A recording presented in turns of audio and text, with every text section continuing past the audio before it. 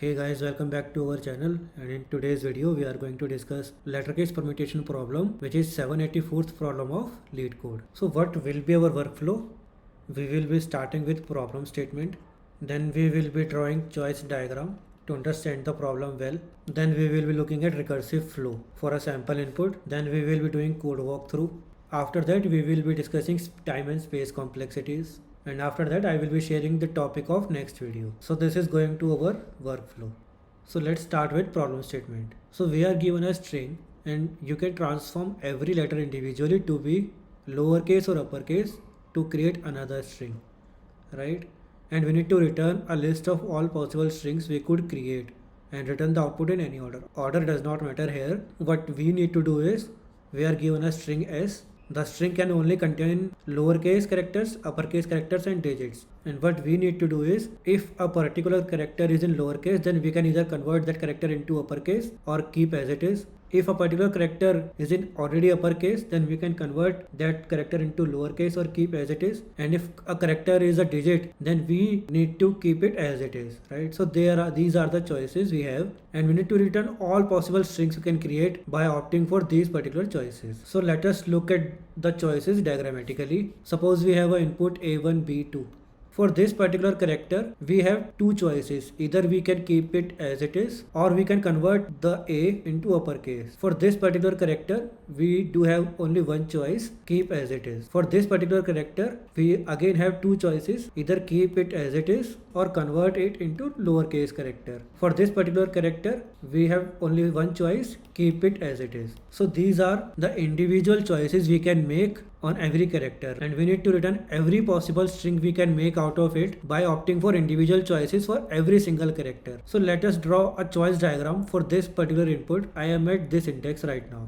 What choices I can make here? I can either copy that as it is or convert the character to lowercase character. Now I am at these indices. Now what choices I can make here? As it is a numeric character, I do have only one choice, keep it as it is.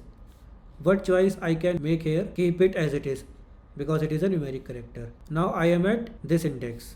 What choice I can make here? I can either keep it as it is or convert that character to lowercase character. What choice do I have at this particular point?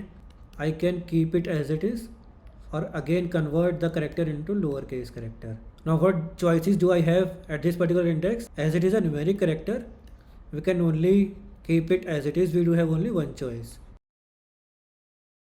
And now I am at here, string is completed. So these four strings I can make out of this. So guys, quickly wrap up what we have learned till now. For every particular character, what choices do we have? If it is a digit, we have only one choice, keep it as it is. If it is a lowercase character, we do have two choices, keep it as it is or convert it into uppercase. If the character is in uppercase, we again have two choices, keep it as it is or convert it into lowercase.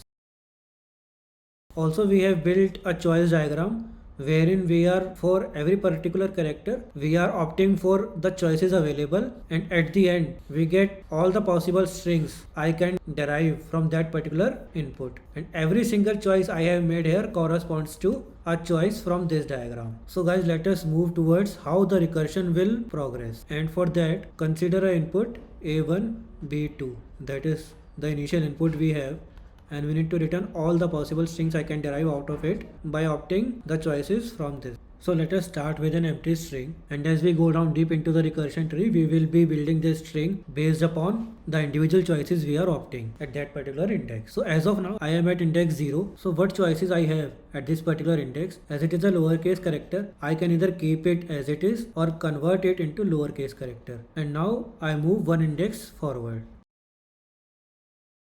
So what choices do I have at this particular index? As it is a numeric character, I do have only one choice. I can keep it as it is and move ahead. Similarly here. So what choices do I have at this particular index? As it is a lowercase character, I can either keep it as it is or convert it into lowercase, right? And move ahead to the next index. Similarly here, as it is a lowercase character, I do have two choices. Either keep it as it is or convert it into uppercase character, and again move to next index. Now what choices I do have at this particular index? As it is a numeric character, I do have only one choice. Just keep it as it is and move ahead. Similarly for this as well, for this as well. Now I have explored all the characters, so I can add our output to our list. So these are the 4 strings I can derive out of this particular input by opting any one of choice out of the pool of choices I have for every particular character. So this is the diagram I have drawn to explain you in an intuitive way, but this is not how the recursion will flow, right? The recursion will flow in DFS manner, right? How exactly the recursion will flow? We build this string gradually as we go deep down to our recursion tree, and the leaves of our tree represents the solution set. So initially I am at index 0. What all choices do I have? I can keep that character as it is, or I can convert that character to an uppercase character. So I came here, I copied the character as it is and moved ahead. Now I am at index this. What choices do I have? This is a numeric character, right? So I do have only one choice, keep it as it is. So I appended that here and moved ahead. Now I am at index 2. What all choices do I have? It is a lowercase character, right? Either keep it as it is or convert it into uppercase character. So I keep it as it is and append that into our string. This is how the recursion will flow exactly, right, in a DFS manner. Now I am at this index, and what all choices do I have? Only one. As it is a numeric character, we keep it as it is and move it. And as soon as I run out of the characters, I can assume that I have made every possible choices for every possible character down to this path, and I can finally add this string to my solution set. So what I do is I add this to my solution set and return. Just after adding our string to the solution set and before making the next choice, we just remove the last character so that we can make further choices. And this removal of character can be explained intuitively by this example. Suppose I have this input and I have made a choice that I will keep this character as it is, keep this character as it is, keep this character as it is, and I will say, hey, we have made all of our choices and now go ahead and make your choices, right? Now what choices it is having? Either it will keep it as it is or switch to lowercase character, right? So this will return 2 strings. Now after this call is completed, wherein we have made these choices and the hold was transferred to this character, now this character have made all the choices and we had these strings. Now this character has to delete itself from these strings, right? So that this character can make its choices. And how? We have these strings. Now we are saying these strings we do have when we made these choices. Now we had to calculate the strings wherein these characters made these particular individual choices. A opted to remain as it is, 1 has to remain as it is, and B decided to convert to uppercase. Now again we have 2 choices, right? D can be a lowercase or D can be uppercase, right? And that this is the reason why we need to remove the last character before the previous characters can make their further choices. Now let us move towards code walkthrough. So in our code, I have created a function, and that function is responsible for adding every single string into our solution set, which is an array list of strings perms, right? This function also accepts the string as an input, the current index which is initially 0, and a string builder. And this string builder corresponds to the string which we are building at every single step. For example, if I look to this particular path, I have made a choice that I will keep A as it is. I had only one choice that I need to keep 1 as it is. Then I decided that I will be changing that character to an uppercase character.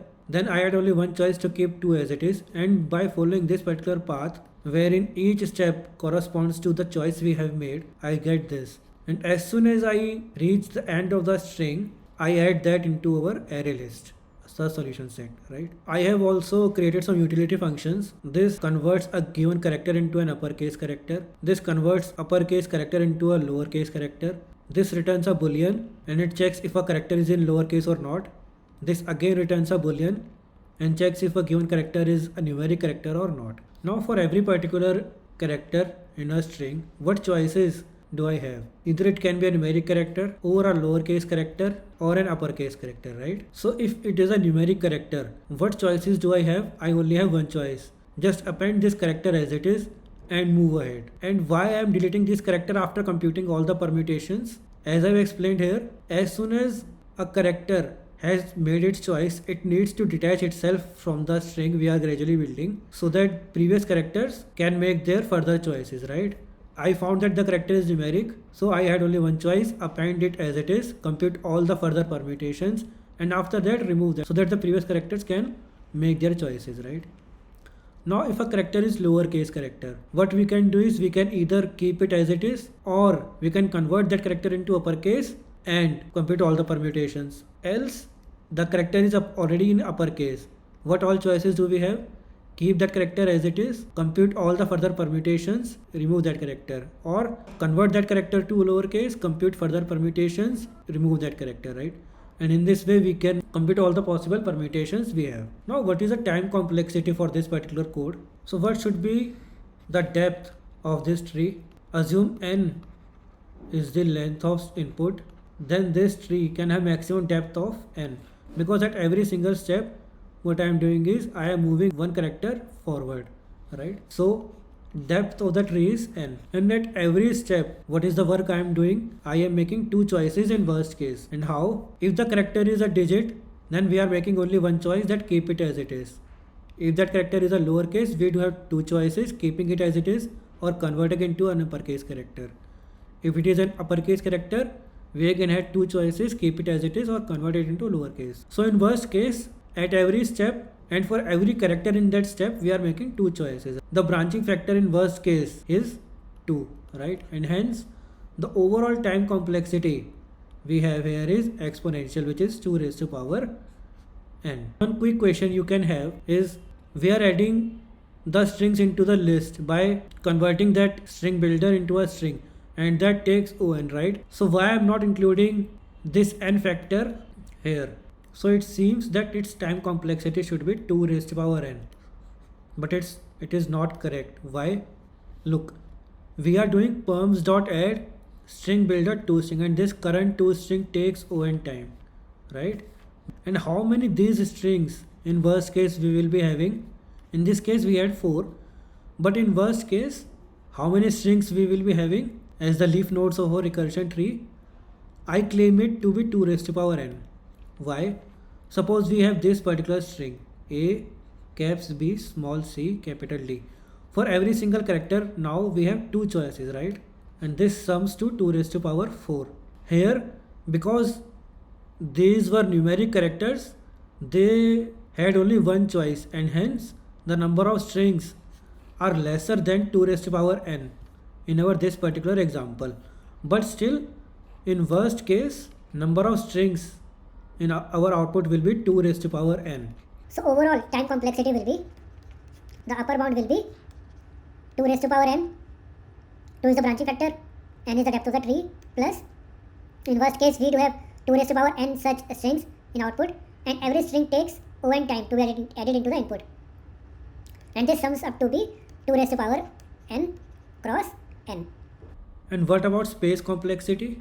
As the depth of the tree is n, we will be having in worst case n calls in our stack, right? At no point we will be having more than n calls in our stack, so our space complexity will be big O of n. And what about this string builder, which we are gradually building up to be converted into the final string? Yes, that again takes on, but it is still upper bound to on. So the time complexity is n cross 2n and space complexity is on. Let us try to submit the code, and it has been submitted successfully. And in our next video we will be talking about count number of maximum bitwise or subsets problem, which is 2044th problem of LeetCode. So please do subscribe and stay tuned for that video. Bye.